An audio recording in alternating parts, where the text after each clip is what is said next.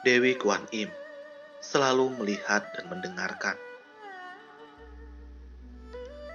Pada suatu ketika, hiduplah seorang kakek tua yang sangat saleh di daerah Shanxi. Kakek ini hidup dari bercocok tanam.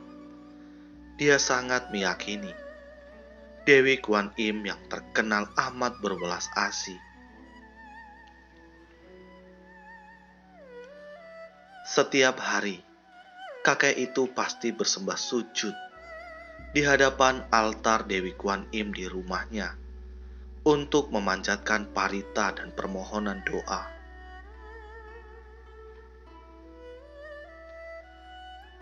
Kakek itu juga setiap harinya pasti meluangkan waktu untuk ke kelenteng Dewi Kuan Im untuk mempersembahkan bunga yang ditanamnya. Kesalehan dan ketulusan kakek sebatang kara ini menjadi buah bibir dari penduduk setempat di daerah tersebut. Suatu hari, turunlah hujan yang amat lebat, sehingga daerah itu mengalami musibah banjir.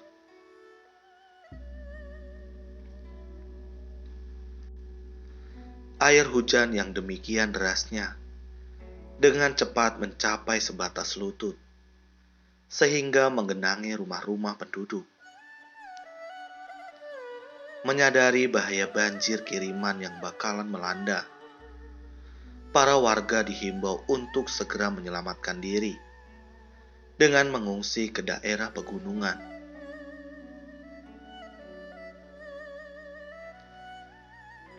Saat tetangga baiknya akan mengungsi, mereka mengajak kakek ini untuk turut serta.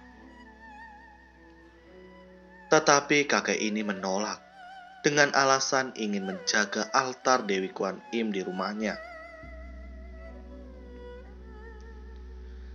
Ia menyalakan lilin dan dupa, kemudian berlutut dan memohon sang Dewi welas asih untuk menyelamatkan desanya dari bencana banjir. Ia memohon agar hujannya segera terhenti sehingga banjir dapat terhindarkan.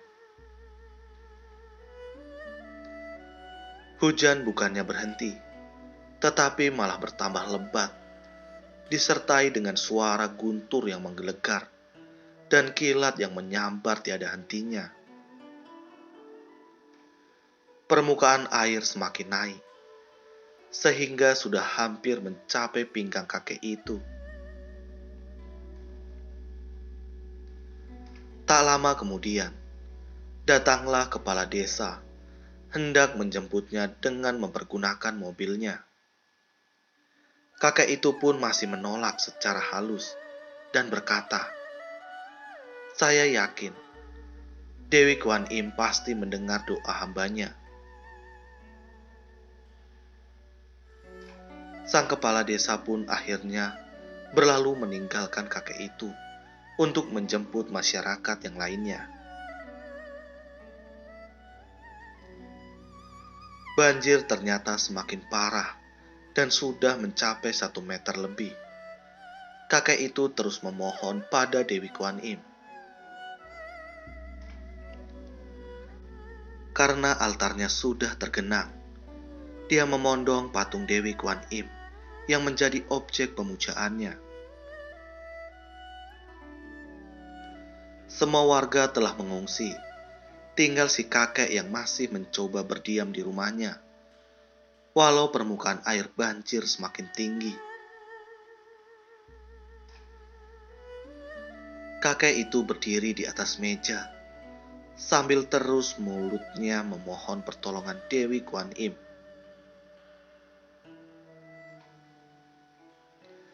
Tak beberapa lama kemudian, datanglah regu penyelamat dengan mempergunakan perahu karet. Saat melewati rumah sang kakek, mereka berteriak memanggilnya. Tapi sang kakek bersikeras menolak dengan berteriak bahwa ia yakin Sang Dewi Pengasih pasti mendengar pemanjatan doanya dan akan datang menyelamatkannya dan seisi kampung. Tidak mungkin Sang Dewi membiarkannya hanyut terbawa derasnya air yang terus mengalir. Banjir semakin lama semakin parah. Si kakek terpaksa berenang dan naik ke wuwungan atap rumahnya.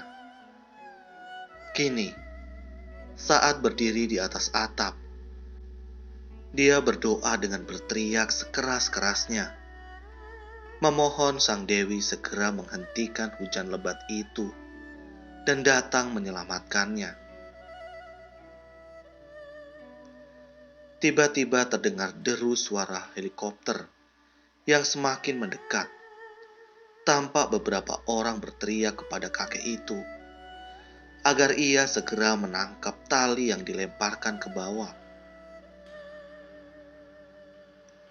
Tapi ia tetap menolak karena keyakinannya yang begitu kokoh terhadap Sang Dewi. Dengan putus asa, helikopter itu pun terbang meninggalkannya.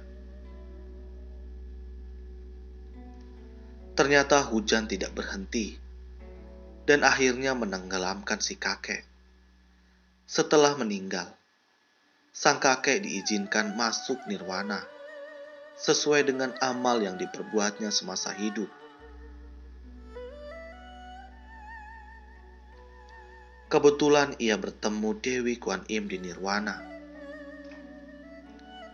Dan sungguh ia menyatakan kekecewaannya karena doanya yang terakhir pun tidak dikabulkan olehnya. Malah sekarang sang kakek berbalik menyalahkan Sang Dewi. Sang Dewi Pengasih pun tersenyum penuh kasih dan kearifan sembari berkata, "Setiap musibah yang terjadi, sungguh ada sebab musababnya juga. Tidak ada musibah yang terjadi begitu saja, tanpa adanya penyebab yang jelas. Engkau selalu meyakiniku, menuruti semua ajaranku. Aku mengetahui dengan jelas semua bentuk ketulusan hatimu. Sesungguhnya, aku pun selalu mengabulkan setiap doa yang kamu panjatkan dengan penuh keyakinan hati. Yang pertama, aku mengirim tetanggamu untuk mengingatkanmu akan bahaya banjir dan mengajakmu untuk segera mengungsi, tetapi kamu tidak menyadarinya. Kemudian yang kedua, aku mengutus kepala desa untuk menjemputmu, tapi engkau juga menolaknya. Yang ketiga, aku mengirimkan regu penyelamat untuk membawamu keluar dari banjir. Itu pun kamu tolak. Dan yang terakhir, aku bahkan mengirimkan helikopter untuk menyelamatkanmu. Tapi tetap juga engkau menolaknya. Nah, bukankah aku selalu mendengarkan semua pemanjatan doamu?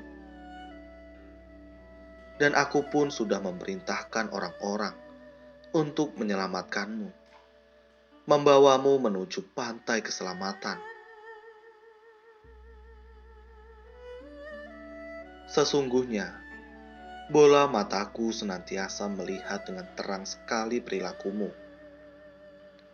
dan kedua telingaku mendengar dengan jelas doa yang kamu panjatkan. Bahkan sampai suara yang keluar dari lubuk hatimu juga ku ketahui.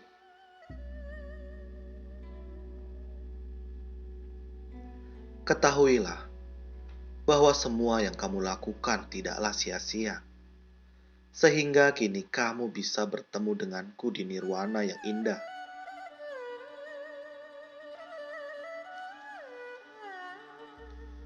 Dan sesungguhnya, aku selalu mengabulkan doa dan permohonan umat manusia. Aku selalu mengatur yang terbaik untuk umat manusia. Hanya dengan kearifan yang mendalam, barulah manusia bisa menyadarinya.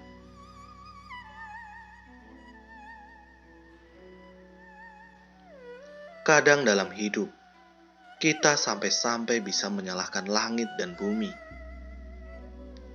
Menyalahkan para Buddha dan Bodhisattva atas semua musibah yang terjadi dalam hidup.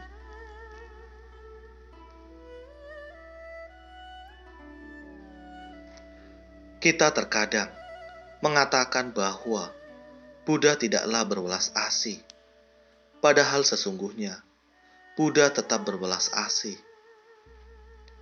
Hal ini disebabkan oleh tertutupnya pintu kearifan kita, sehingga tidak bisa melihat sisi kehidupan yang sebenarnya.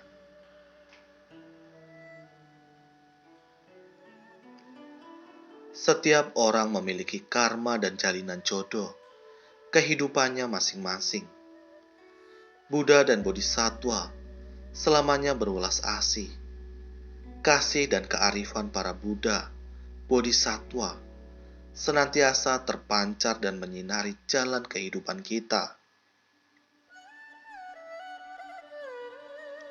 Terima kasih. Semoga video ini bermanfaat. Sabe Sata, Bawantu Sukitata. Semoga semua makhluk berbahagia.